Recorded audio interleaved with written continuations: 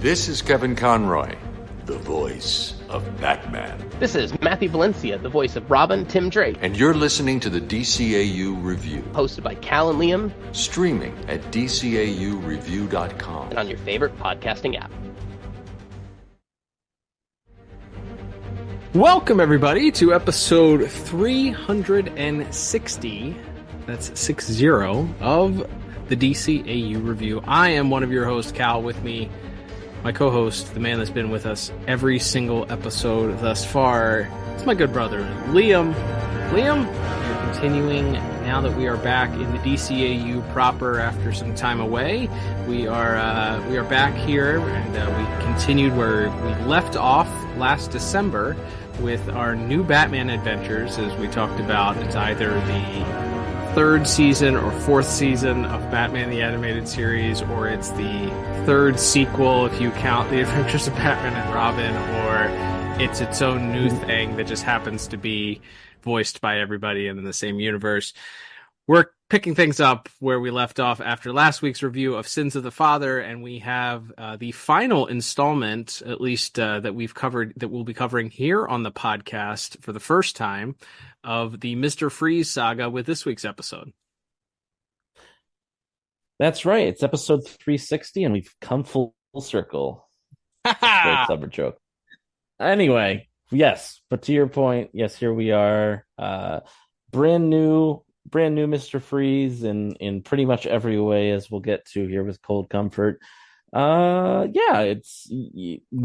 talk about it. The experiment is, what if a guy had a motive that was his whole reason for doing everything, and then you took that away from him in a movie that wasn't produced by the people that make this show? Let's find out together as we talk about Cold Comfort. And of course, I've got our IMDb synopsis for the episode to read. But first, Cal, let's tell the people about the best way you could support the podcast. Man, what a great segue there, Liam. That's right. This episode, as you mentioned, Cold Comfort, will be, which originally debuted here in the United States on the Kids WB back on October the 11th, 1997. And of course, speaking of ways to support the podcast, the best way to support the podcast is by checking out buymeacoffee.com/DCAU review. As you mentioned, easiest and best way to support the DCAU review is to head over to buymeacoffee.com/DCAU review and check out the ways to become a supporter of the pod. You can become a one-time supporter of the pod with a single support, or become a monthly supporter of the podcast and cash in on some really neat perks. We have 3 established levels at this point for supporting the podcast. Our top tier gets you the most perks. They all have perks, but the top tier, our Super Friend tier, has the most perks, and the Super Friend tier gets you the ability to ask and have a question answered on the air by yours truly and Liam. And if you'd like to join our ever-growing list of supporters of the podcast, we invite you to head over to buymeacoffee.com/DCAU review and join the other supporters of the podcast today. That is right. So this is the synopsis for Cold Comfort, which was written by Hilary Bader, directed by friend of the show Dan Reba, with music by Shirley Walker and animation by Coco and Dong Yang. And that synopsis reads as such. Batman and Batgirl hunt Mr. Freeze, who is on a destructively nihilistic campaign. Ooh, we went to the thesaurus for that one. Not bad. That's a good TV guide blurb for it. We don't get too into specifics, but hey, that's what we're here for. That's right, exactly. We will get into our version of our synopsis right now. As we talked about, Cold Comfort begins with a debut of a new character who may or may not come into play later on here. We have a reporter by the name of Jack Ryder, who is reporting on a new display at a local Gotham museum, talking with a Dr. Madsen about her lifelong work that she's done to unearth the bones of a dinosaur and bring it back to life, so to speak. It's on display at a local museum. Dinosaur's name is the Ultrasaurus, by the way, in case you were working at home and wanted to know which dinosaur this was. I don't think it's a real one, but it's real in the DCAU, and that's what we're reviewing, and that's all that matters. So the Ultrasaurus, a rare dinosaur skeleton, the life's work for this scientist, Dr. Madsen. She's being interviewed, and wouldn't you know it, just as she begins to talk about her life's work, they're interrupted by a gang of girls in Eskimo costumes. Naturally. And they're not alone, of course, though. It is Mr. Freeze who's joined them with his quote-unquote Ice Maidens. The Ice Maidens there telling everybody to just stay where they are. Well, actually, technically, the cameraman, recognizing Mr. Freeze, says freeze, and they're a little bit perturbed because they wanted to save Freeze. What's going on here? What do you want? It's beautiful.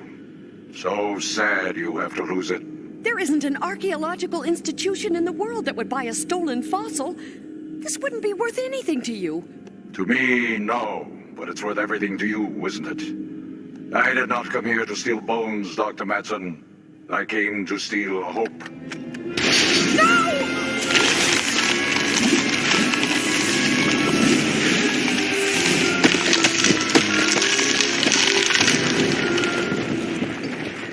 Why? Why? Why not? Bone chilling, isn't it?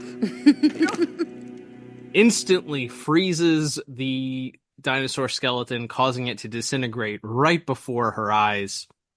And she is there in tears, forced to watch her life's work disintegrate right before her. Freeze mentions at that point that he is pretty much just determined at that point to steal, or not to steal anything, but to destroy people's hard work. And she is left there to cry about her lifelong work just being destroyed in front of her face. So we then cut to a celebration a few days later, which we learn is the Gotham Tricentennial. Thank you, Mayor Hill, for introducing and letting us know what we're doing there. But of course, among its guests are Bruce Wayne and Commissioner Gordon, and Bruce and the Commissioner are discussing just what had been broadcast on television, including Mr. Freeze's destruction of the dinosaur bones. And there it was, right on my TV, Mr. Freeze and that lizard. Dinosaur. Whatever. It doesn't make any sense. What does Victor Freeze gain by destroying a bunch of bones? That's the question, all right. Wish I had the answer. Ladies and gentlemen, today marks the beginning of Gotham City's Tricentennial celebration. Excuse me?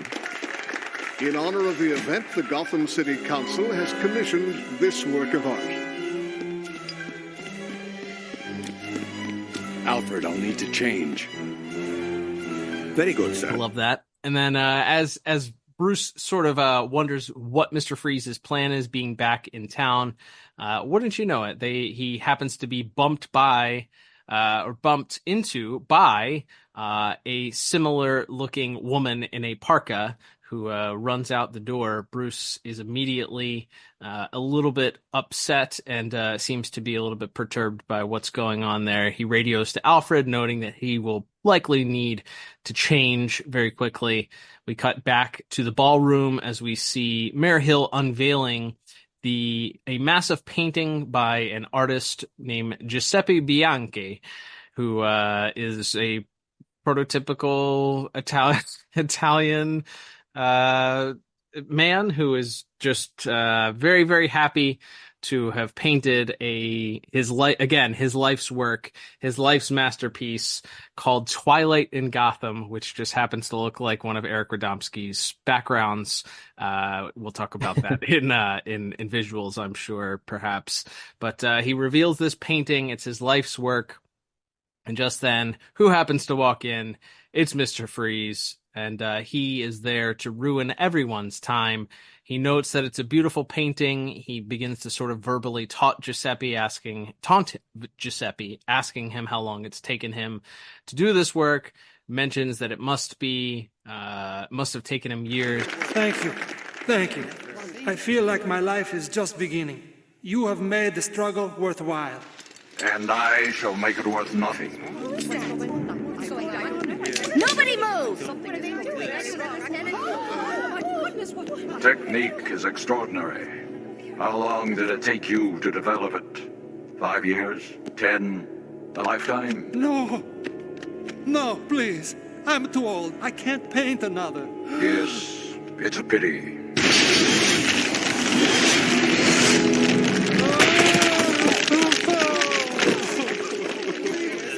Search your hearts for the thing you value most, then despair, for I have come to take it from you. No! Freeze pulls out his gun and destroys the masterpiece, absolutely freezing it and smashing it to pieces. And unfortunately, it doesn't seem that Freeze is satisfied with just getting rid of the painting. As he turns his ire to the crowd, he is interrupted by Batman, who is able to knock his freeze gun off of its path, and instead he freezes a pile of champagne instead. Not to interrupt here. What happened to Commissioner Gordon? Did he not try to intervene at all? Guess he wasn't packing tonight. Was he? Well, we established back when we reviewed SubZero, if there's a party that starts at 7:30, Jim's on his fourth drink by 8:15. So I imagine he was just sloshed and in his bag. All right, didn't notice. He didn't notice. That's my guess here, is that Gordon was in the bathroom throwing up or something at the moment and missed the whole thing. Hey, that's a fair. I think that's a fair assumption based on everything we've seen in previous encounters between Mr. Freeze and our dear commissioner at parties. So there we go. But as Batman does attempt to break things up, he goes and attempts some hand-to-hand combat with Batman, but ends up getting tossed across the room. It's very clear that this Mr. Freeze, this new and improved Mr. Freeze, appears to have had some upgrades, even stronger than he was prior. In the battle between Batman and Mr. Freeze, one of his Ice Maidens ends up shooting herself in the leg, freezing her foot. They have their own individual freeze guns, but I thought they were just shooting frozen ice daggers or something like that. Yeah. But somehow she shoots her foot and her whole foot freezes. So maybe they're not ice daggers. Maybe they're little. Yeah, they make a little ice sled path later too at Wayne Manor. So I guess they can, when the plot needs it to, they can also shoot. Yeah, it seems at the start that maybe Freezes is still the only one with the full functionality, and they just have these little ice darts. But no, I guess they can all do both. There you go. Well, it appears at this point that Mr. Freeze has Batman dead to rights, but he informs him that he's not going to kill him this time. He just freezes his cape to the floor. Batman forgets that his cape is detachable, I guess. I don't know. And at this point, Victor and two of his Ice Maidens escape, one of them left behind. We've seen this act before. We know Mr. Freeze doesn't care about his men when they freeze themselves. He leaves them to their own devices. So at that point, it's just Batman there left to stand with our recovering artist Giuseppe, who is in tears. I put in my notes, cries in Italian. That's all. That's what the closed caption.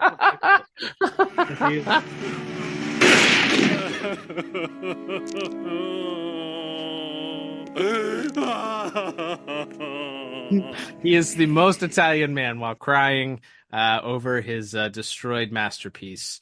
And it turns out we now have less answers than we do from when we started the episode as to what Mr. Freeze is up to and what his whole motive is and what he's going to be doing next. Who his next target might be. That's right. We got a brief scene of Batman and Robin and Batgirl for the purposes of the audience, catching us up on anyone who may not be aware of the Mr. Freeze lore to this point in the DCAU. They mentioned that his whole motivation was, of course, his wife Nora, who had been cryogenically frozen after this accident. But, of course, after the events of SubZero, which I think, ironically, had not actually aired yet when this episode came out, even though they reference it, which is funny. But yes, they mentioned that Nora was cured and sort of waited around for Victor to come see her or reveal himself to her, and he never did, and so she ended up sort of giving up, marrying her doctor, and moving on with her life. And so they're kind of back to square one, as you said, trying to figure out what exactly it is that Mr. Freeze could be up to. So we see a brief scene back at the hideout where Freeze is being worked on by a couple of doctors in parkas. Apparently, like 3 very high level physicians went missing in Gotham, and Batman's not aware of it, which is interesting as well. But happens all the time. Maybe he kidnapped him. Yeah, maybe he kidnapped him from out of town, or maybe they haven't been gone. The doctors certainly imply they've been kidnapped for a long time, but maybe they're from different towns. Maybe they're not all from Gotham. Brainwave activity is completely normal. Thank you, Doctor. But normal is hardly a word I would use to describe myself. Victor, we did the best we could, considering. And we were able to stabilize your condition. We think it's time for you to let us out of here. Past time.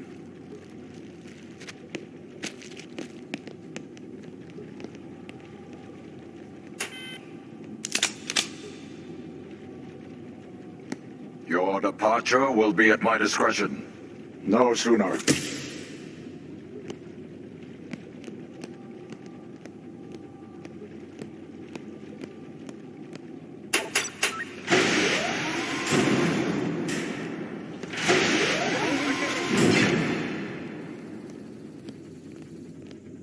So, who's next, Freeze?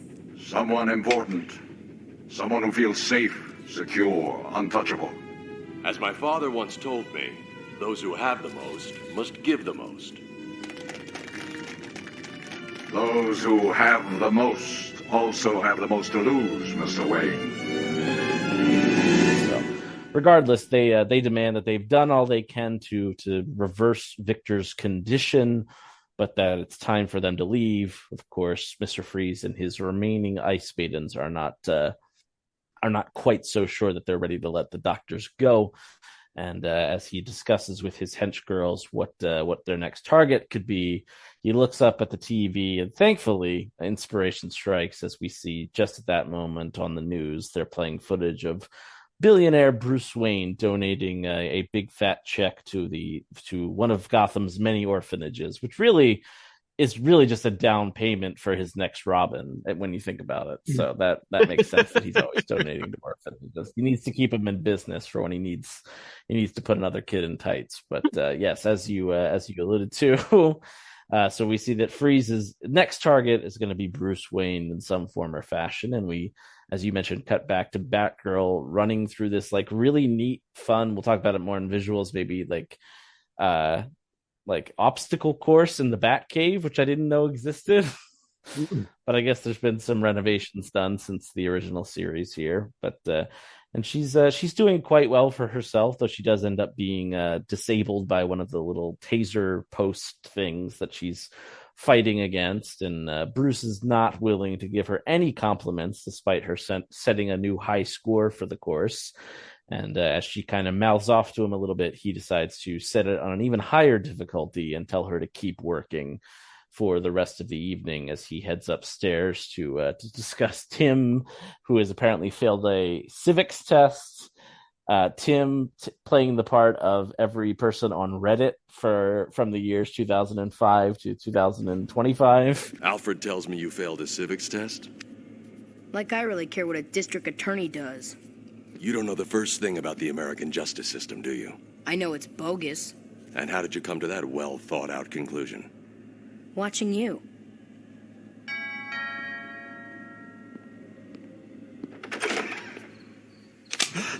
No need to announce us, Jeeves. You don't exactly follow the rules of due process. How did you do on your math test? Alfred! I'm sorry, Master Bruce.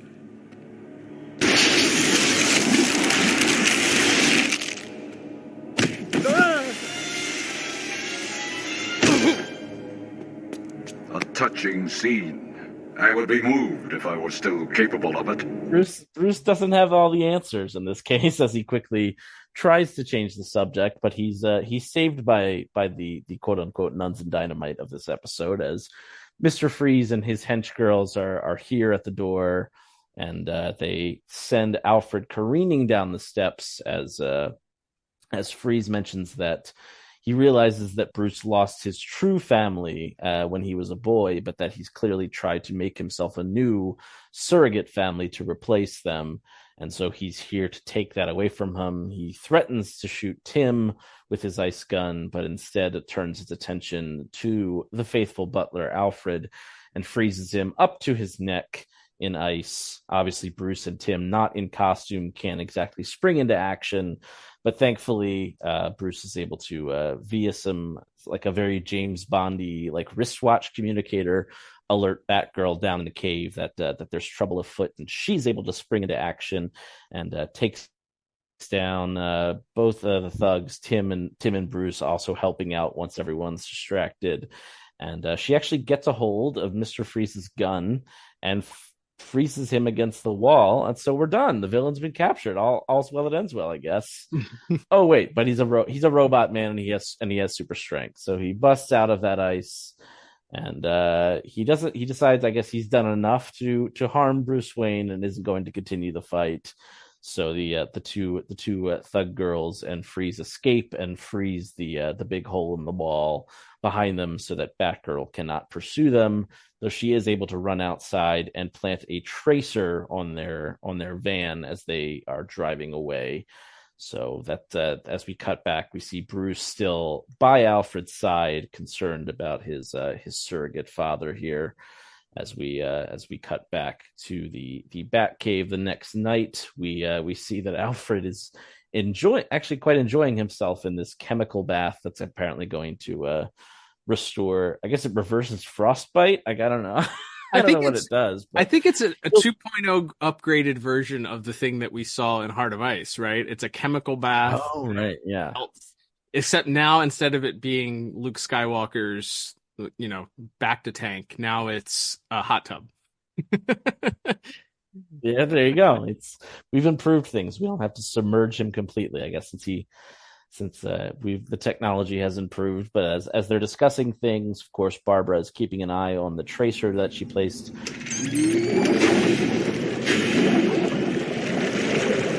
How you doing, Alfred? This chemical bath is surprisingly soothing. Not at all unpleasant. Good, because you're going to have to stay in it for a while.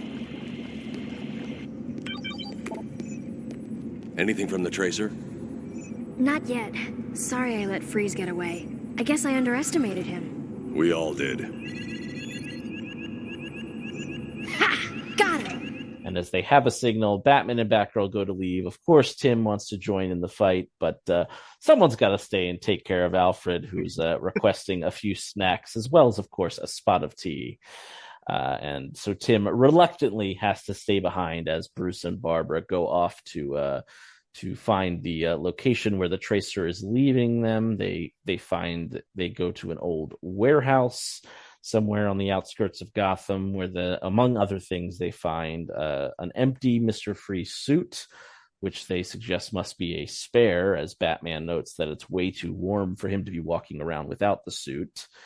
And as they are walking around the facility, they hear some muffled screams, and they open up a meat locker to find the aforementioned three doctors, who alert them that Freeze has been keeping them there to work on his condition for a long time now. And right as they're hoping to escape, the two hench girls, Ice Maidens as they're called in the credits, the Ice Maidens arrive and point their guns at Bruce and Barbara and tell them to come with them. And they call out to their boss to come see all of the commotion, so to speak. And as Mr. Freeze arrives, we find out that wasn't a spare suit, but he's gone under a bit of a makeover since we've last seen him. Yeah, he's Kite Man. No, he's what a twist that would have been. Yeah, it's the reveal. This is where we get the spider body for our Mr. Freeze. He's just a head in a jar now. That's all he is he's got spider legs, but not full spider legs because he only has 4 legs. He doesn't have 8 legs. So he's a 4-legged spider. He's not a Spider-Man. Correct. Yes, he is a man with 4 spider-like appendages, I guess. Extra arms, Spider-Man? I don't know. So, yep, he is a modern Marvel, I guess, because I don't know where his heart is. I don't know what's keeping his brain and eyes and mouth functioning, but something is. He's a head in a jar. Hey, Freeze! Look who dropped in.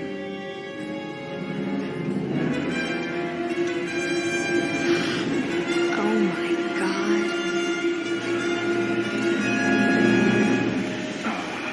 god. I was hoping to see you again. What happened? The accident that created me finally took its toll. By the time these doctors stopped my deterioration, all that was left undamaged was this. That's what you meant when you said it was too late for you. Ironic, isn't it?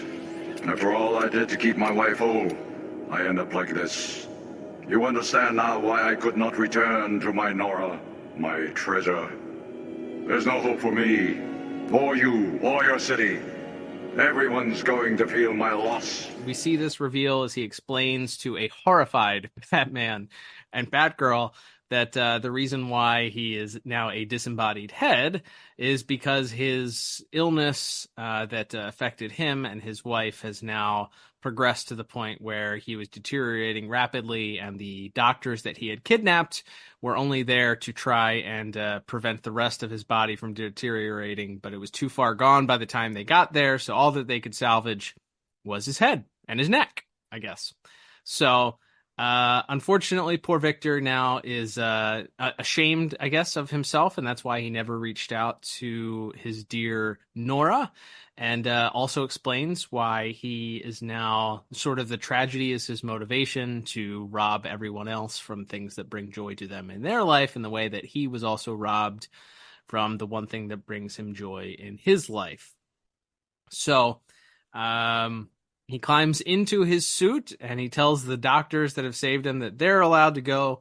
Batgirl jokes about him letting Batman and Batgirl go, but he informs them that they'll be staying to watch the next part of his plan. And the next part of his plan is that he has loaded up his helicopter with a reverse fusion bomb. And he's going to fly it out over Gotham, drop it over Gotham, and it will, everything within a 10-mile radius, I believe he said, is going to plunge into a white silent death, according to him.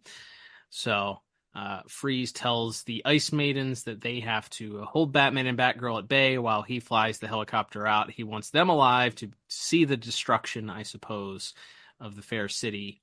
And he gets into his helicopter and flies away. The Ice Maidens, of course, are no match for Batman and Batgirl, who quickly overtake them. Batgirl is able to feel confident enough that she can handle at least one of them on her own, as the other one is incapacitated by Batman. Batman then goes after Freeze, just being able to attach himself to the helicopter via bat grapple and attach himself to the helicopter's wheel. He sneaks on into the cockpit of the helicopter, but is unable to surprise Freeze, whose head swivels around in a very Exorcist-like moment as his head swivels around completely backwards, and he punches Batman. A fight then ensues on the helicopter, where it looks like very clearly we've had some upgrades here. Mr. Freeze went with the double-walled glass, I feel like, for his helmet after Batman destroyed the last one with some chicken soup. He learned his lesson. We love that. So Batman attempts to destroy the helmet, but to no avail. It looks like Batman is sure enough dead to rights as Mr. Freeze hurls him towards the cockpit, smashing him into the front glass of the cockpit. Batman thinks fast, though, and pushes his feet against the controls of the helicopter, forcing it to head skyward, causing Freeze to be launched backwards. He's just able to grab onto the sides of the helicopter to make sure that he doesn't completely fall to the back, but Batman then returns it to a level position and begins flying it out over the Gotham Harbor. Freeze is able to recover and once again begin attacking Batman, who has to use his brain at this point, and he's able to attach a bat grapple. He shoots it at the bomb and then wraps the other end around Victor's head, causing him to launch backwards towards and be attached to the bomb. And then Batman launches the bomb over the Gotham Harbor, launching Dear Victor attached to the bomb into the watery grave below.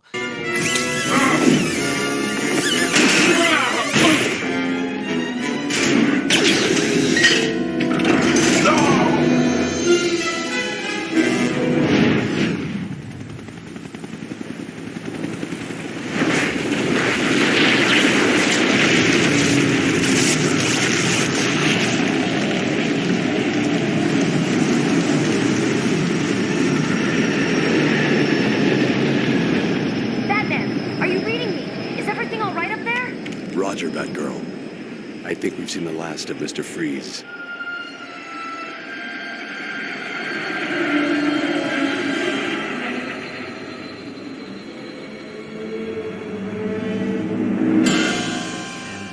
Launches, the bomb itself detonates, causing a gigantic iceberg to form in the middle of Gotham Harbor. Batman flies the helicopter away far enough where it is not damaged and gets a radio from Batgirl, who he assures everything's fine, but thinks that this is the last they've seen of Dear Victor. As we cut to a close-up of the iceberg, and we see Freeze's suit frozen in the iceberg. However, there's no head attached to the suit, so we know that this will not be the end of Dear Victor. And that's the end of the episode. All right, Liam. I think we talked about this maybe when we reviewed SubZero, in that, boy, this story has taken quite the twists and turns. And while as a kid, I remember it being fascinating that Mr. Freeze's head is on a spider body now. Yeah. Logically, I don't know how we go from the first episode of this Mr. Freeze story arc to this episode. He goes from a man who is tragically haunted by the murder of his wife due to corporate greed and, a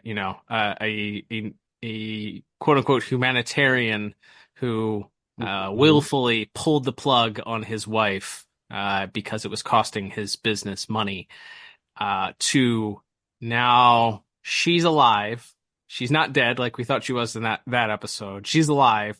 She's healed from her illness that we learned about, her suspended animation that we thought she was in the second episode and the SubZero movie. So she's fully recovered. But now she's nowhere in the picture. She's not really a motivation for Freeze. So that kind of leaves Freeze to just be a normal bad guy again. But he still kind of has revenge on his mind, but he's also this head on spider body. I don't know. I was a little disappointed with with the rewatch of this episode because it feels a bit like a letdown. Yeah, I just don't think it feels like we decided we designed a new cool looking suit for Mr. Freeze. We decided we wanted to use the character because we like the way the character looks and the visual things you could do with them. We like Michael Ansara as the voice. We'll talk about all that later. And then it was like, well, then we'll work backwards to how this makes sense from there. That's what it feels like a little bit. I don't know if that's the case, but that's how it feels. And like we said, obviously the decision to cure and heal Nora was not made by Bruce Timm and Alan Burnett and Paul Dini and the rest of the producers and writers who worked on the show. That was a decision made by the people that made SubZero, like Boyd Kirkland, who obviously went on to not end up working on this series. So I don't know if Boyd, or anyone that worked on SubZero would have had different ideas of what would have happened with Freeze had he come back after SubZero or not. But for whatever reason, the decision to heal Nora was not was not necessarily this creative team's choice. But with that in mind, it does kind of it's hard, like you said, to take what is considered one of the kind of holy grail episodes of this whole animated universe, and then now he's a guy who's he's a head in a jar, and he's gonna blow up the ocean, like, basically, or he's gonna freeze the whole city. It's so I don't know, it feels generic. That was kind of the thing I thought about watching this. Was like, this was the first ever Mr. Freeze episode I can remember. Obviously there aren't that many for good reason, but where I was like, this could have been like 4 other villains doing this exact thing. Like, this could have been a Scarecrow if you just change it from, you'll lose what you loved the most to you'll lose what you fear to lose the most or something. Okay, it's a Scarecrow episode now. Firefly could have done this. Like, that's what, like, D-listers could have, done this episode. I was going to say, yeah, it's interesting because the DCAU wiki does have a quote from Paul Dini, who obviously was the writer from arguably the best Batman the Animated Series episode of all time, and the one that redefined the Mr. Freeze character. And the quote says, "I think I was the one who came up with the idea that Freeze was out to deprive innocent people of whatever they loved. That made him into much more of a villain. It stripped him of whatever sympathy or nobility he had, but it also made him more dangerous and frightening. Not a bad trade-off. I didn't mind using him again as long as we found something other than Nora for him to obsess about. As long as he couldn't have anyone to love, he wanted to deprive others of that too." So to that, I don't know how you feel about that. I think there is some sort of, I understand that you don't want to just three-peat the episode, right? We've had 2 other episodes where Nora is like the main focus. Although the last episode is Deep Freeze is very, it's not like Heart of Ice, as we discussed a few months ago, last year on the pod, with friend of the show Kevin Altieri, and that you have this Walt Disney character stand in. It is much more fanciful. It's a lot less serious. It's a lot less focused on the tragedy aspect of the Nora. Obviously, it's the underlying motivation that Freeze has, is to get this cure for Nora, but it's not the heartbeat of that episode, I feel like.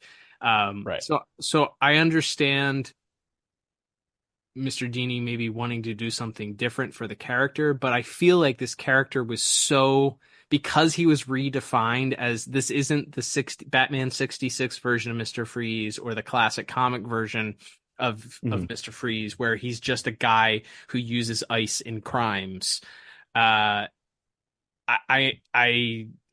feel like you have to maintain some sort of ulterior motive, and that sympathy that you had for that character, we talked about it. That's what made that Mr. Freeze character so interesting in those first episodes. The tragedy of Victor Freeze, and ultimately, I think, the redemption of what we end up seeing in the Batman Beyond episode, perhaps, of this character, is a return to that tragic element. This, I feel like you remove the tragedy element here. Yes, I suppose there is some tragedy in this guy being reduced to a man in a head in a jar, but I feel like that's missing in the writing that we ended up getting for this episode. Like, the reveal that he's now just a head in a jar because of this disease that he's faced is almost an afterthought that is just kind of slapped on at the end once you get this horrific, like, sci-fi reveal of him on this spider body.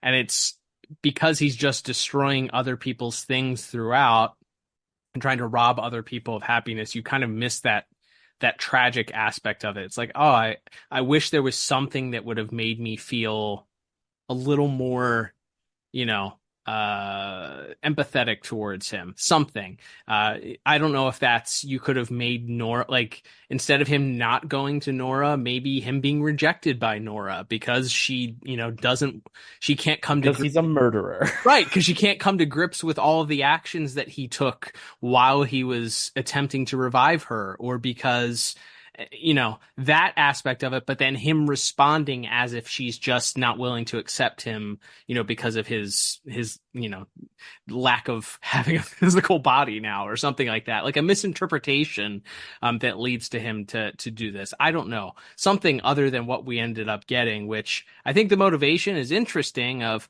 I don't have this thing anymore, so I'm going to destroy things. He isn't just doing heists to steal diamonds or whatever, but I do feel like it doesn't quite hit if I'm using modern lingo, or what was modern lingo probably at one point. Like, it just doesn't feel the same way as the tragedy aspect that we see certainly in Heart of Ice, and ultimately what comes through in Meltdown.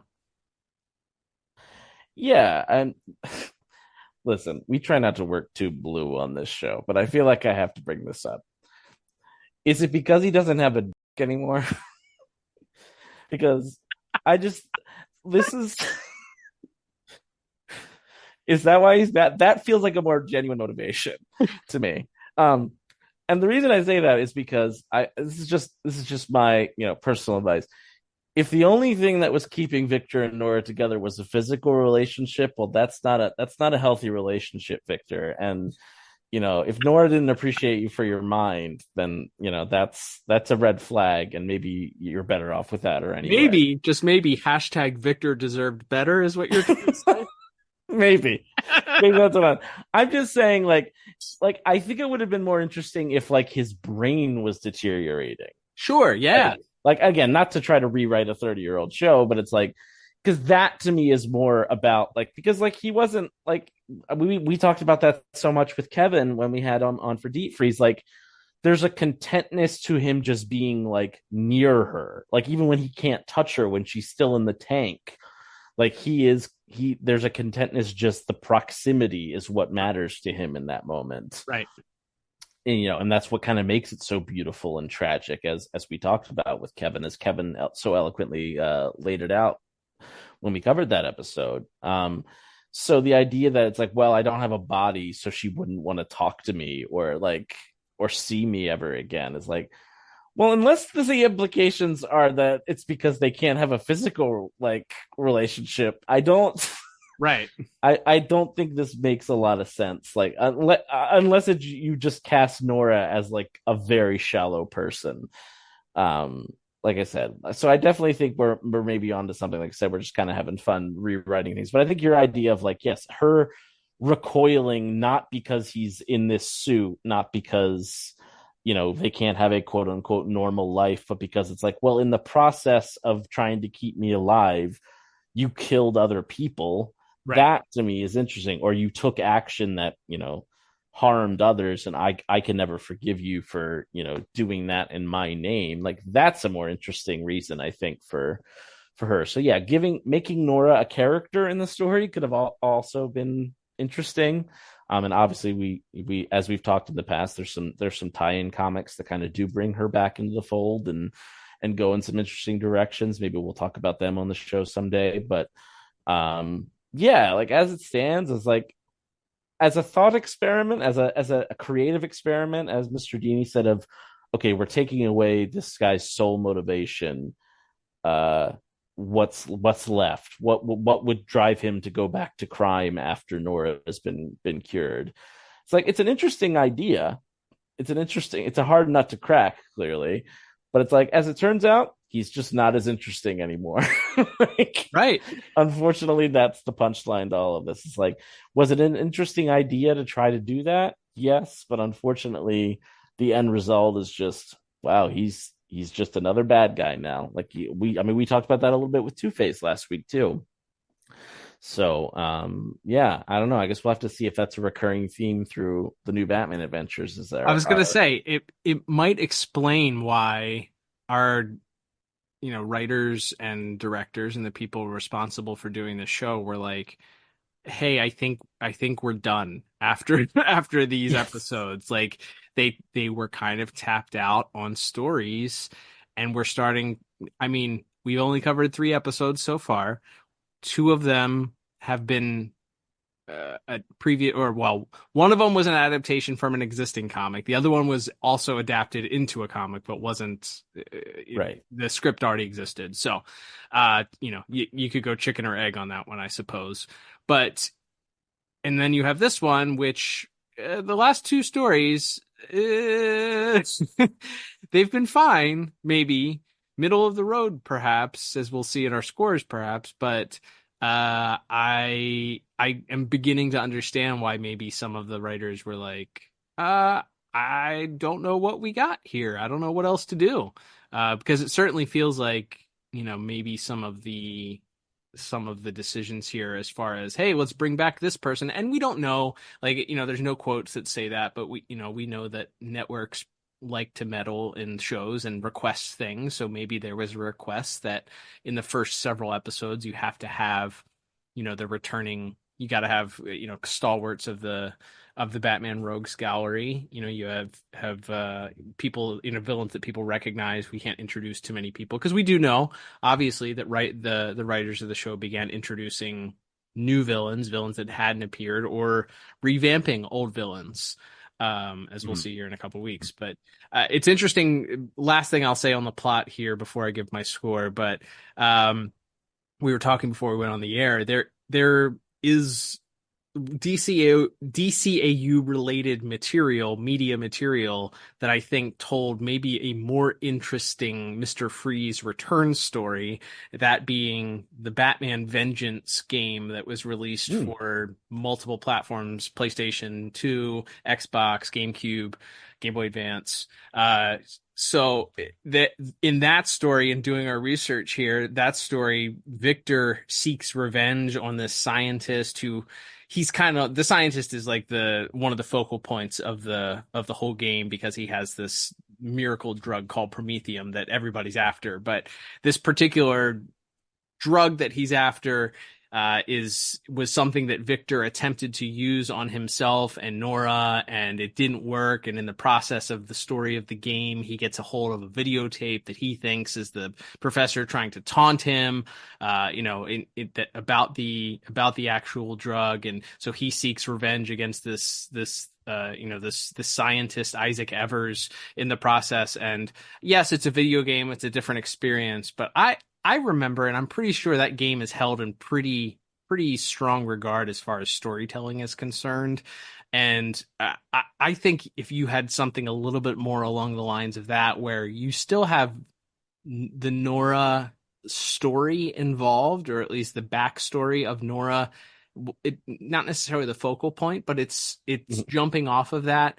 Everything that Victor has here, it should go back to that, because ultimately I feel like that's where the tragedy and the heart of this character lies. Because when you push that to the side and you make that kind of an afterthought, which I feel like this episode did, it really weakens the character and makes him pretty uninteresting and one-dimensional, in my opinion. So yeah, for all those reasons, I ended up giving plot a 4 out of 10. I was real disappointed with this episode. I feel like, they could have done a lot better. And thankfully, technically, this isn't the last appearance of Mr. Freeze, although it's the last original review that we'll do on the DCAU review of this character, as we do know that he comes back in that Meltdown episode in Batman Beyond, which ends up being, in my opinion, one of the best Batman Beyond episodes ever. So perhaps we'll cover that again in a re-review at some point in the not too distant future. Yeah, absolutely. But yeah, I settled on 3 out of 10. It's if it wasn't Mr. Freeze, this would probably be a 5 or a 6, because like there's some stuff that I think is fun. Like we do kind of play a little bit with like the Bat family dynamics of, him and Barbara, him and Tim, him and Alfred even. So like there's some fun stuff here. And the end, kind of set piece is interesting, but like I said, it's just like, because it's Mr. Freeze, you just expect something different, something meatier, I think, something with a little bit more substance to it. And like I said, this feels like it could have been just about any villain in the whole Batman pantheon. You could have swapped it out with any of them, and it wouldn't have changed too much. So, yeah, unfortunate. But it is what it is. All right, Liam, let's continue on to our next category, which is going to be animation and visuals. This week, once again, done by Coco and Dong Yang. We didn't have much to talk about as far as redesign of villains last week because Two-Face is pretty much, he's a little slimmer, he's a little taller. His hair is a little bit like his human hair side is a little bit pasted down, but not much difference in the way that the overall look of Two-Face looks. This week, obviously, we have a little bit more to talk about, not only for the spider body that he has and functions in, but as we mentioned in our review, whole new suit for Mr. Freeze. The goggles are gone, and he's got black eyes with these red irises, and get these gigantic like blue gauntlets on his arm, and new freeze gun that ultimately goes on. I think the freeze gun in Beyond that he uses to freeze ink is more akin to the one in I want to say that's more akin to the one in Batman the Animated Series, actually. It's a good question. I'll have to review that. But anyway, new freeze gun, new suit, and he's got 3 little ice maidens as his little sidekicks, and his own personal gang of femme fatales this week also. What are your thoughts on the Mr. Freeze redesign?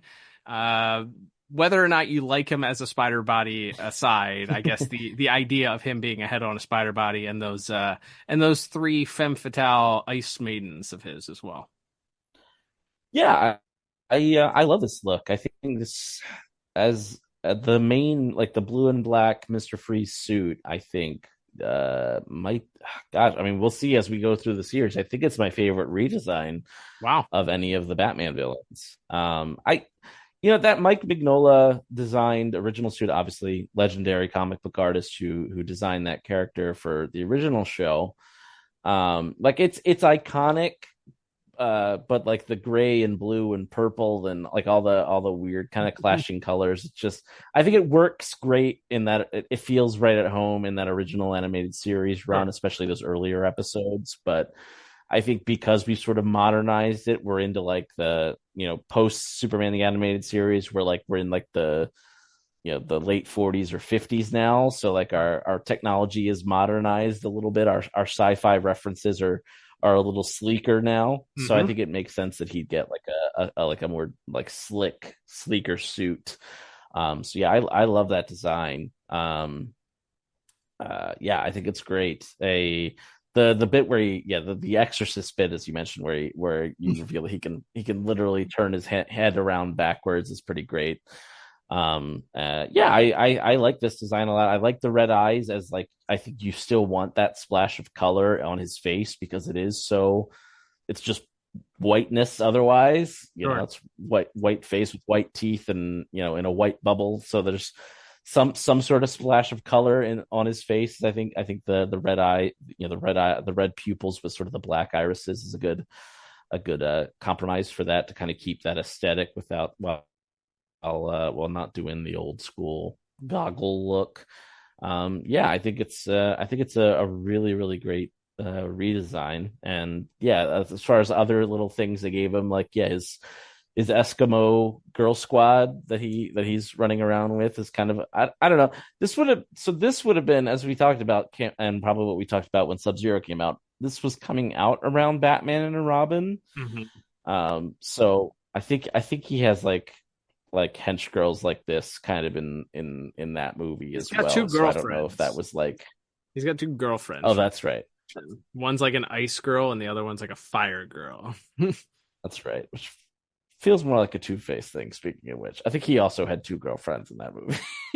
Oh, you know what? Maybe that is. But anyway, maybe I'm confusing them. No, he definitely has an ice queen. He definitely has girls like fawning over him because he's got. Well, I think he just has like guys in parkas or his thugs, but then like when he's at his hideout in the bathrobe, he's like I think he's got like two like ice bunnies, snow bunnies with him as well. But anyway, so I don't know if that was any sort of the institution. I mean, Paul Dini and the crew there have never exactly needed an excuse to introduce new hench girls to a villain's repertoire. So, but yeah, I think that's fine. He didn't really have like a set I mean, on the Heart of Ice, he had guys in parkas, and then he didn't really have anybody in Deep Freeze or SubZero. So yeah, as far as like a new status quo for him, that's a fun gimmick. And the fact that everybody has an ice gun now, it's like, instead of them just being like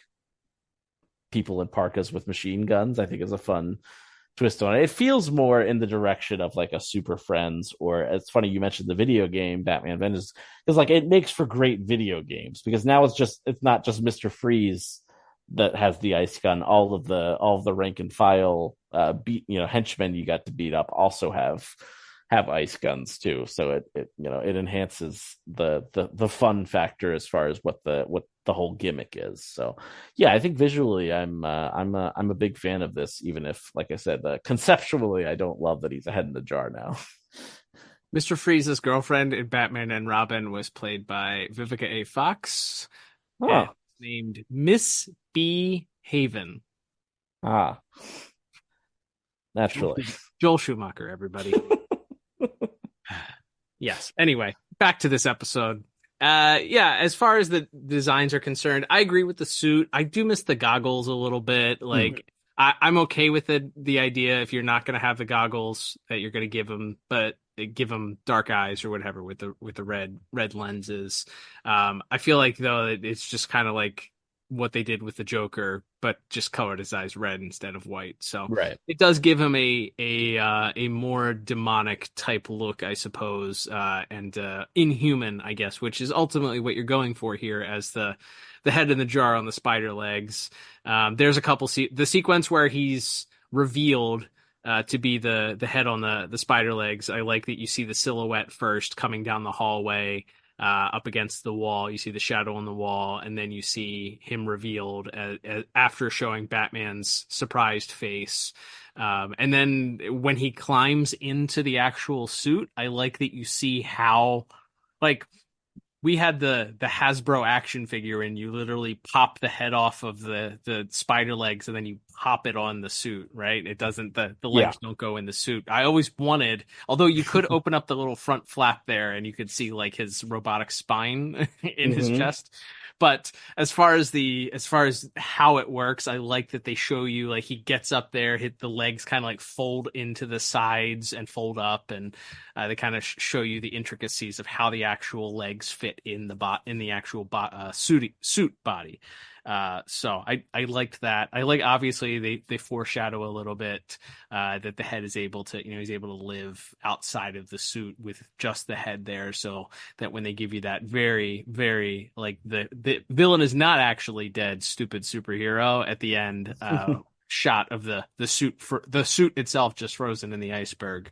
I think that really pays off that sequence. But yeah, the Ice Maidens are neat. It reminded me of something that you would see in Batman 66, like, straight up. Sure. Like, it's a group of 3 goons that are responsible for fighting Batman off, where it's funny that you mentioned why Nora perhaps would not be attracted, or why like, what attracted these 3 Bruce Timm pinups to work with Victor and to be his heavies, so to speak. I don't know. I don't know what would have convinced them. Also, how functional is wearing just parkas with like Ugg boots? No pants. No pants at all. Like, what is the functionality here? I get it.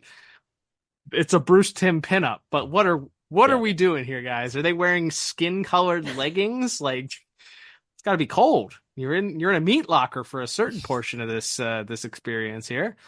I don't know, but functionality. Mr. Freeze is like, if I can't show my thighs, I need all of you to show yours all the time. This is also part of his villain arc. He demands that all of his subservients now show their thighs in tribute to his lost thighs. He must have been like a runner or something before the accident. Like, he must have a really good pair of calves and good thighs, and he's in constant mourning, so he's punishing himself by staring at these girls' thighs all the time.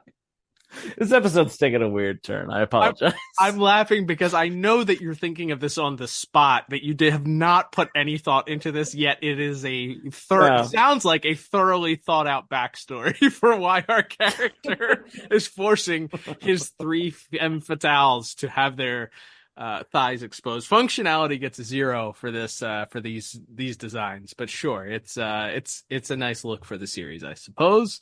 As far as the rest of the episode, there were times where I felt like things moved a little bit too stiff.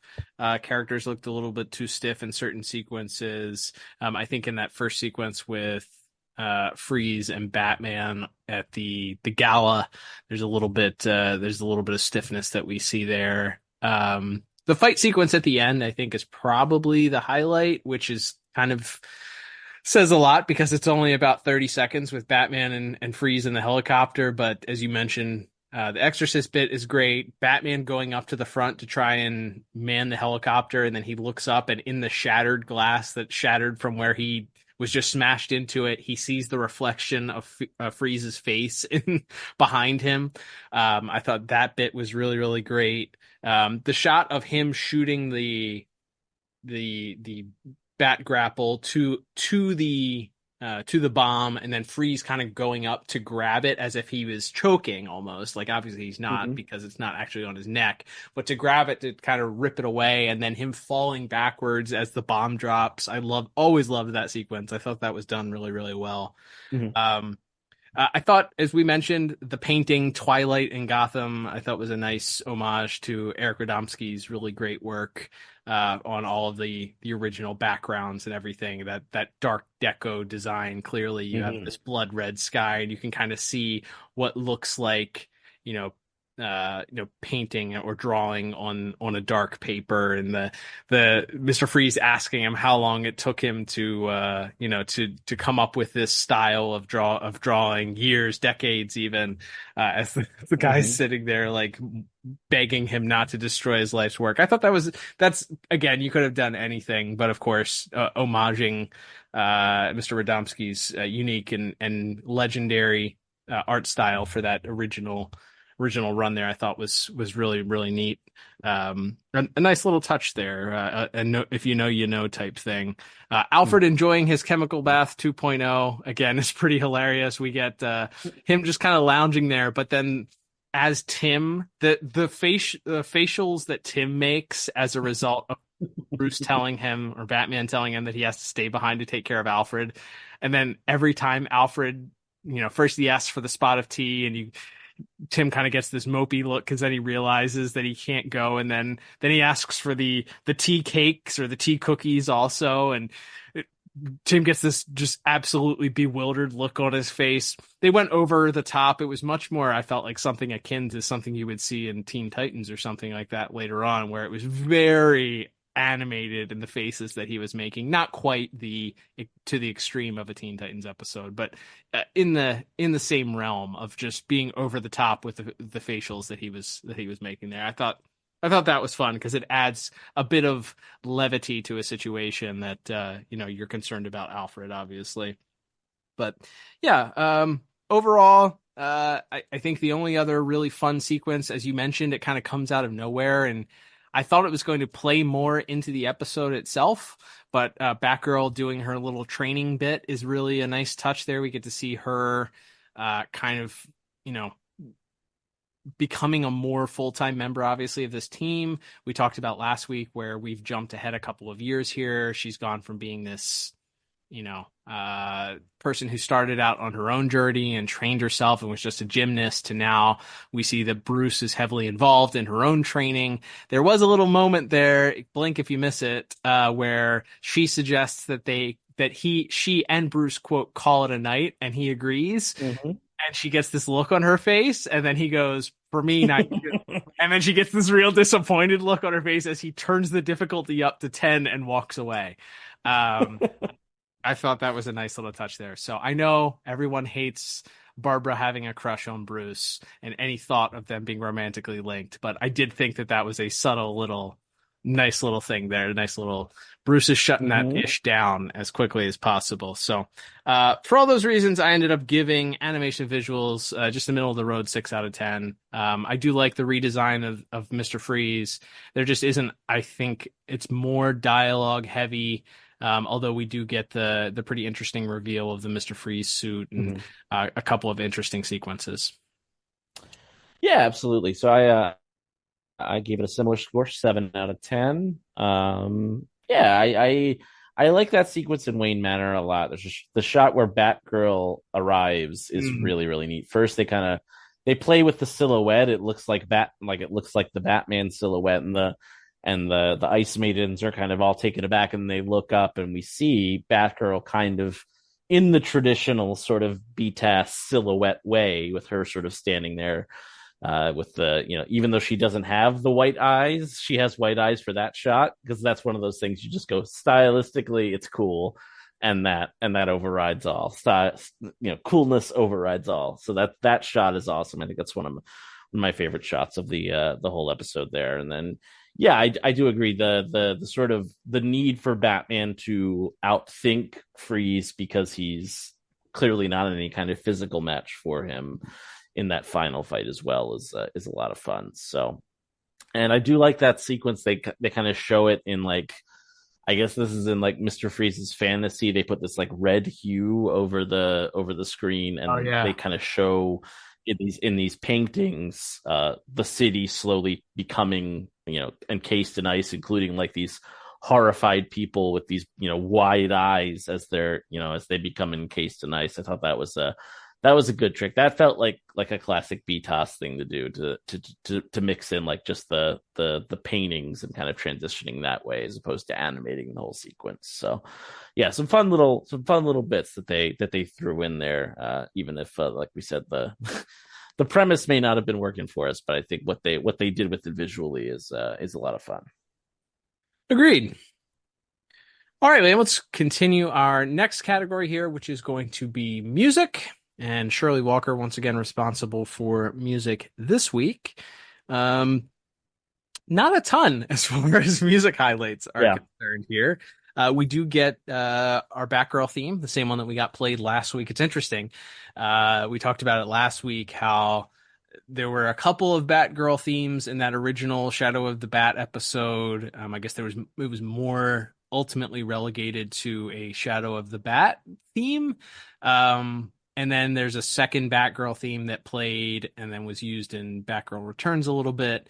And then we get it used again last week, and then it's used again this week here in multiple Batgirl sequences. In that aforementioned sequence that you mentioned, where she saves the day in Wayne Manor, which we didn't get you just talked about the actual visuals of it, but it's kind of cool plot wise. She gets to save the day. It really enforces the idea that along with the training that she's doing, that she's an established member of the team now. She's not just this young college kid who's put on a bat costume. She's a crime fighter. She's legit. Like, she's on the team. So those sequences, the sequence of her training punctuated as she jumps off this,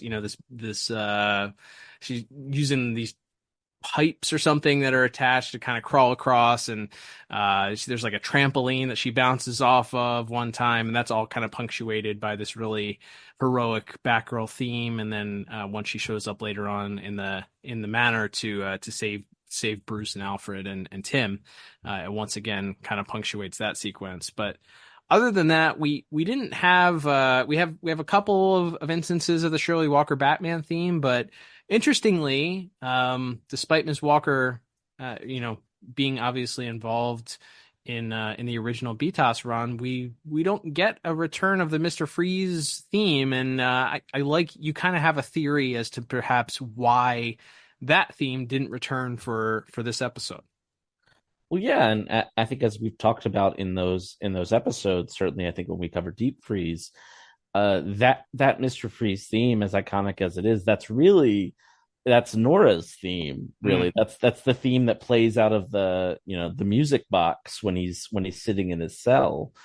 So even, obviously they incorporated it into the main theme of Heart of Ice as well. But I like the idea of, thematically, if Nora is no longer his motivation no longer part of him, then that theme goes with it because it's more Nora's than his. I think that's kind of how I read it, or felt listening to it. Because there's a couple of, and a lot of times that theme is also used in more quiet moments, so maybe that's part of it too. But in my my canon until proven otherwise answer was that it just doesn't make sense doesn't make as much sense to use that same theme because the sadness, the tragedy of that character is gone, and it's just all kind of bile and anger and hatred now. So he doesn't, that Nora theme no longer is part of it. Like, so I kind of liked that motif, or at least that as an explanation for why we don't get the classic Freeze theme.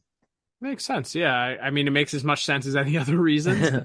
With their romance now being dead, according to Dear Victor in this episode, it makes sense that that theme sort of died with whatever romance that they had. So yeah, a very tragic ending to the familiar Mr. Freeze theme, I suppose. So makes as much sense as anything else that somebody could come up with. So perhaps you have your own theory. What do you think that the Mr. Freeze theme absence here meant for this episode? Answer our question of the week this week in our Spotify show notes. If you're listening here, give your own feedback, leave a comment, tweet at us at DCAU Review, slide into those DMs on Instagram. Let us know your thoughts. Liam, for all those reasons, I just gave music a 5 out of 10 this week. I think the Batgirl theme is good.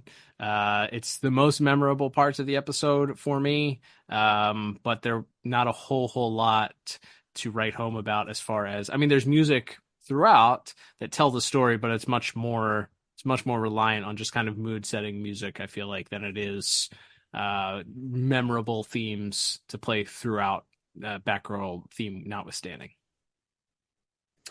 Yeah, I ended up settling on a 5 out of 10. I think it's fine, solid outing, but nothing other than those character bits that we mentioned. Not a lot to write home about, and maybe because of the lack of action, a lot of the episode takes place in the Batcave, where there almost usually is no music as well. So there's probably some of that as well. But yeah, it's good solid job, nothing wrong with it, but nothing super standout for me either. All right, Liam, let's take it home to our final category of the day, and that is going to be our voice actors and actresses. Of course, have quite the list to get through this week, as opposed to last week where we just kind of had like a handful of people. This week we got a few more, but some names that we will definitely recognize playing some minor parts this week. Yeah, we'll go through them here. We got playing the artist, the extremely Italian man. We have Ian Patrick Williams. I think he might be one of the other doctors as well. But I mostly just noted that, as you mentioned, just the sad crying, very much embedded in my memory as I was rewatching this. Like, my only wish list would be if they had actually just gotten what's the guy who does Super Mario's voice, Charles Martinet, to just voice it. I think just go full bore. That would, right. If he literally talked like Super Mario, that would be the only way this could be improved. But no, I like him as the sad Italian artist. It's quite tragic. It's very Shakespearean, but playing several of our female characters, incidental or otherwise, we have Tress MacNeille, who's Dr. Madsen at the start of the episode. She's also, I believe, she's the ice hench girl that gets left behind when her foot gets frozen, and she's also the woman with the dog that Mr. Freeze threatens. So another, a female Corey Burton here as someone who has to just pull triple, if not quadruple duty, probably across the episode. But two of our other ice maidens, played by folks we certainly know and would come to know later on in the sequel series to this show. We have Cree Summer and Lauren Tom as Ice Maidens 2 and 3.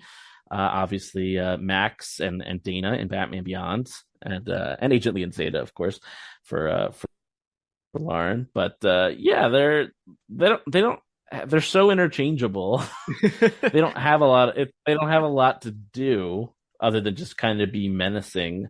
And again, like as you pointed out, why are these like 3 20-something girls helping this guy like murder an entire city? Like, what's going on with their lives?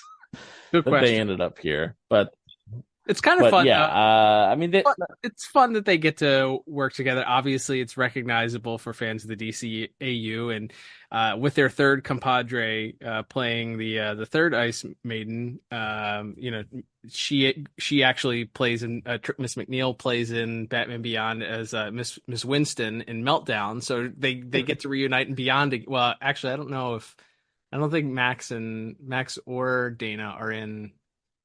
I think Dana might be. I actually don't know in Meltdown. But either way, they all go on to be cast again in Batman Beyond. Yeah, not a lot to do other than the one that shoots herself in the foot. I think that's Miss McNeil that shoots herself in the foot and freezes herself. The rest of them, get the dialogue at the beginning. I think it's Miss Summer who says, "I wanted to say freeze" or something like that. So yeah, there's not a whole bunch for them to do, but sure, they're not distracting other than being able to immediately tell that it's who they are. Yeah, absolutely. And I will just say special shout out to Miss McNeil because she's in SubZero. She's the shop owner's wife at the beginning who yells "Myron" in a very funny way. So really her most iconic DCAU role. But every time Mr. Freeze yes, is up here after the original BTOS run here, she's just like Mount Rushmore. She can't be far behind. Mm-hmm. Absolutely, but interesting. I wonder if there's some way we can connect any of those characters genealogically together. Let's do some brainstorming. Myron and his wife had a daughter. Myron's wife, right? She's Mr. Freeze. Mr. Freeze. I was like, she's working for Mr. Freeze as because Myron, I don't know. He was cheap. I don't know. Maybe we don't know a lot about Myron, to be fair. We just know he got robbed by some generic thugs in that episode. But anywho, we do have this is a fun little Easter egg that I kind of forgot a little tease of what's to come. Jeff Glenn Bennett in this episode, he's playing one of the security guards at the museum. He's playing one of the doctors that's kidnapped by Mr. Freeze. But most importantly, for future episodes, he's voicing a news reporter named Jack Ryder here at just at the start of this episode, who might be important later. We'll see.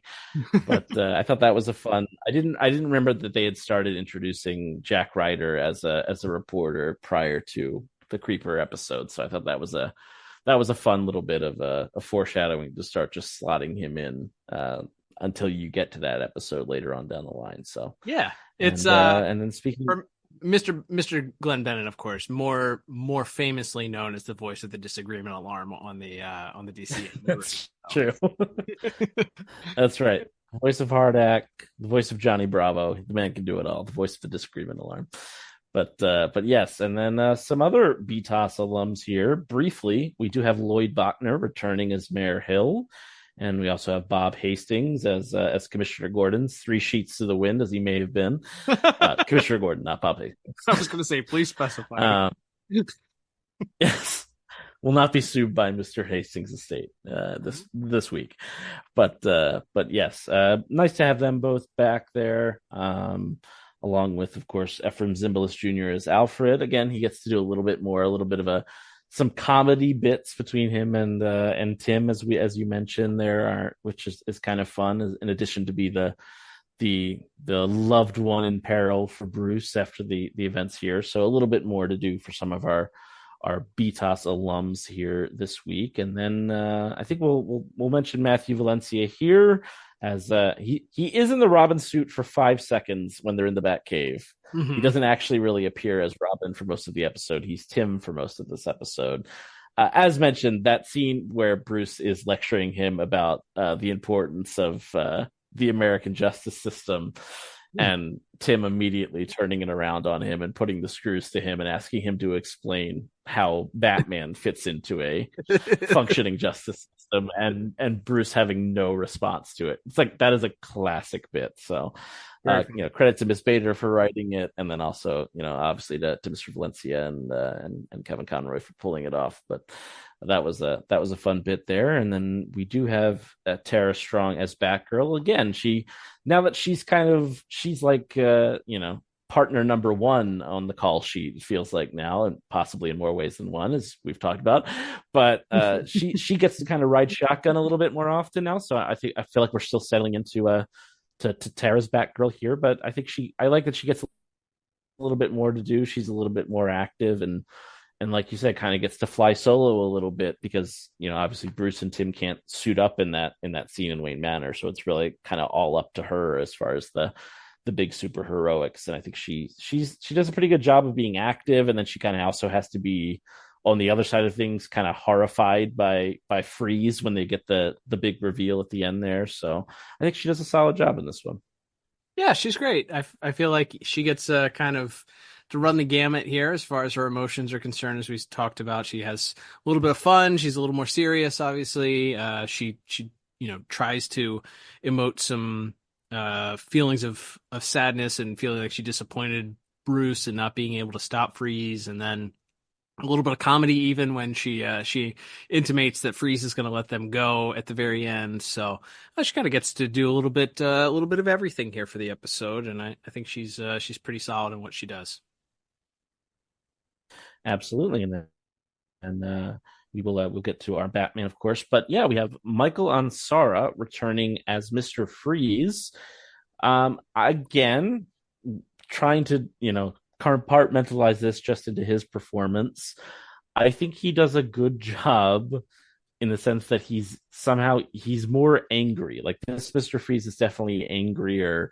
He has a little bit more emotion in his voice, but it's all kind of rage and bile now, as opposed to being sort of more neutral the way he was played in the previous times we've seen him here. So I feel like he gets to stretch his legs a little bit as an actor, even if, like we said, maybe we don't love the characterization. But as far as what he's asked to do as an actor, it's definitely, I think there's a point of difference between this Freeze and his previous appearances.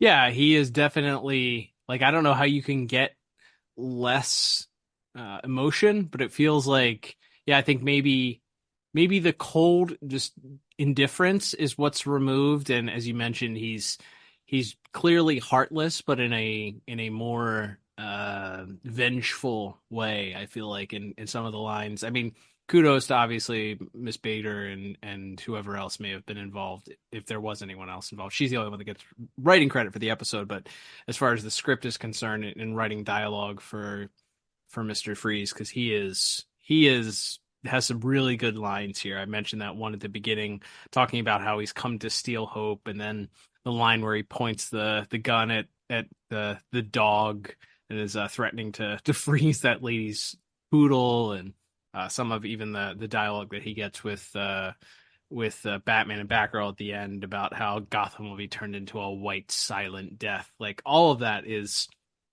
it's pretty menacing compared to what we got in the original Batman the Animated Series run. So some of that, I think, is certainly the lines written for him, but Mr. Ansara absolutely just nailed what was asked of him, being a little bit more on the more evil side. Like, he's definitely has an edge to him that we didn't have, where he's cold and calculated and kind of has that darkness to him that we maybe missed from the original characterization of this guy. Absolutely, yeah. I think there's definitely a couple lines that stick out to me. There's the bit where he just says, like, he rattles it off very quickly, but he's like, "There's no hope for me or you or your city," and you could feel him getting agitated, like the anger sort of bubbling under the surface of this guy, even as he's kind of maintaining this neutral tone of voice. And then I think how threatening it is when he's in Wayne Manor. We've never really seen a villain do this before, also, which I don't know if we talked about that in plot. Like, obviously he's not doing it because he knows he's Batman, but just like walking into Bruce Wayne's house and threatening Tim, threatening Alfred like that. But when he's kind of going around the room and he points the gun at Tim, says, what about your surrogate son? And then he turns and points it at Alfred and says, no, I think the surrogate father, and fires. Like, I think it's very, pun very much intended. It's very chilling, like how menacing he is in that scene, and how sort of dead to rights he has them, even though Batman and Robin are in the room with him. He's so in control in that moment because they can't really react to what's happening fast enough. So I think that's a great scene for him as well. And then yes, Bruce Wayne and Batman, Kevin Conroy, of course. So this is our first taste. I guess we got maybe a smidgen in Holiday Nights, but this is our new Bruce Wayne voice. He's no longer pitching his voice up a couple octaves and that sort of thing.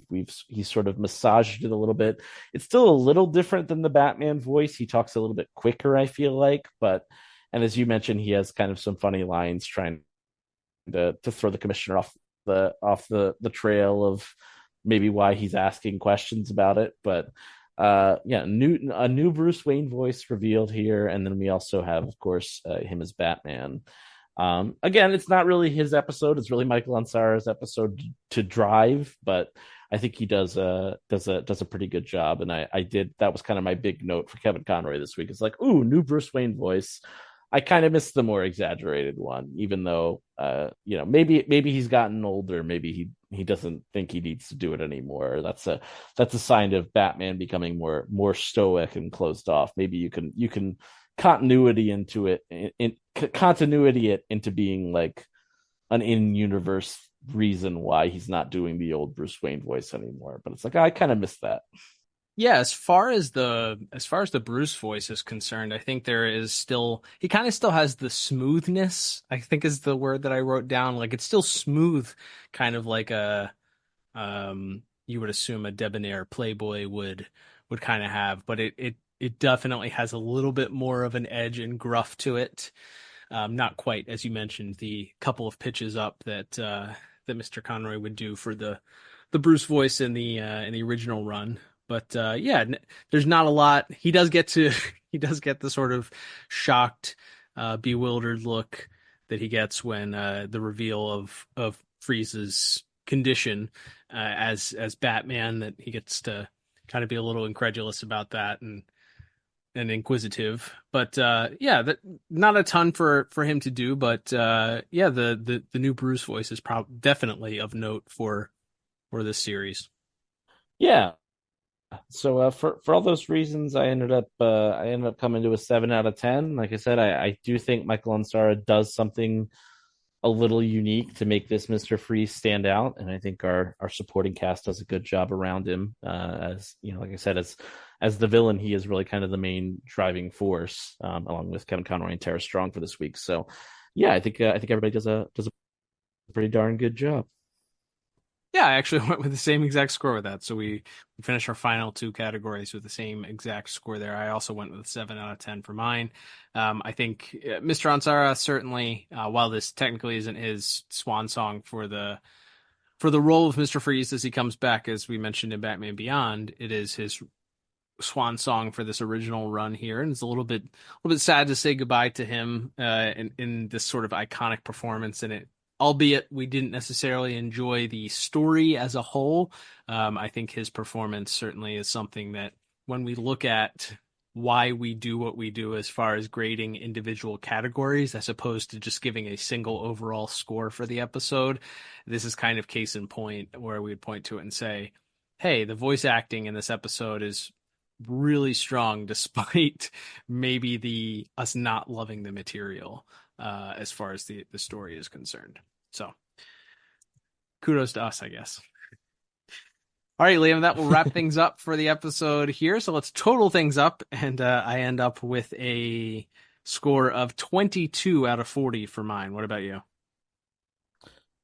And unless I miscounted, even though we didn't agree in every category, I also arrived at the same final score of 22 out of 40. Yeah, you are correct. Yeah, we just we flip-flopped on our scores on the first two categories, so that's funny.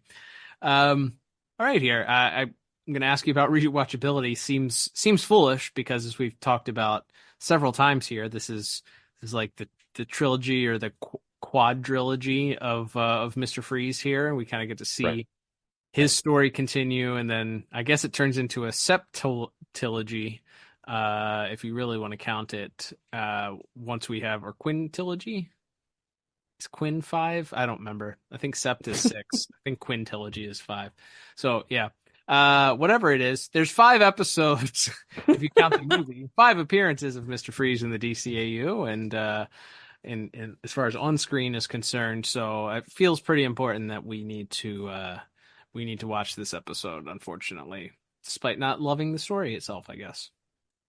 Yeah, like, and hopefully we that showed in our other categories. There's definitely stuff that's fun in here. I wouldn't personally watch this one if I didn't, unless I was doing something like, if and when in the future we do a Mr. Freeze character spotlight episode or something. Obviously, we'll have to come back to it then. But yeah, it's a huge building block for what is a great episode, as we've been talking about, which is the Batman Beyond episode later on, and that all spawns out of this. So yeah, definitely got to rewatch it, whether we love this turn that Mr. Freeze took or not.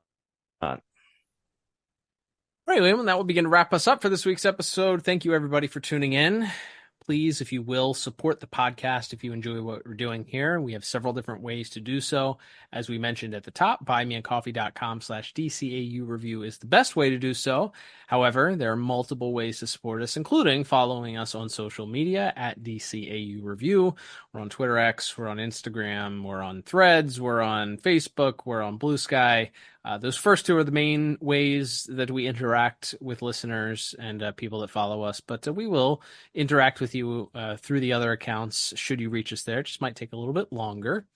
We are also, of course, on podcasting sites. That's probably how you're listening to us. So if you listen to us on Spotify or Apple Podcasts, subscribe to us, leave a 5-star review, comment on the episode if you're listening on Spotify, participate in our question of the week poll, and share, the pod or whatever. Tell your friends about it if they like Batman the Animated Series or DCAU. If you listen to us on Apple Podcasts, leave a 5-star review there. Leave a little blurb about us, and we'll send you a little thank you gift just for doing so. Liam, as we talked about, though, buymeacoffee.com/DCAU review is our preferred way of supporting the podcast. And if you are a supporter at the Super Friend tier level, you get the opportunity to ask us a question each and every week on the pod. This week, our question comes from Zach, who asks, how did Batman not destroy his hand when he punched Freeze in the face? We talked about it. Mr. Freeze seemed to learn his lesson, having stronger glass, although I want to say there's an instance in Heart of Ice where Batman attempts to punch the glass and doesn't have success, and ultimately, obviously, it's Alfred's chicken soup that truly breaks the glass at the end of that episode. But I don't know. Maybe Batman's hand is broken, and it's cold enough after the bomb goes off where he just doesn't feel it. The adrenaline rush is kind of just pushing him through. Maybe the healing goes off screen. As soon as he gets back to the Batcave, he makes Alfred immediately get out of the tub to help fix his hand. I don't know, something like that.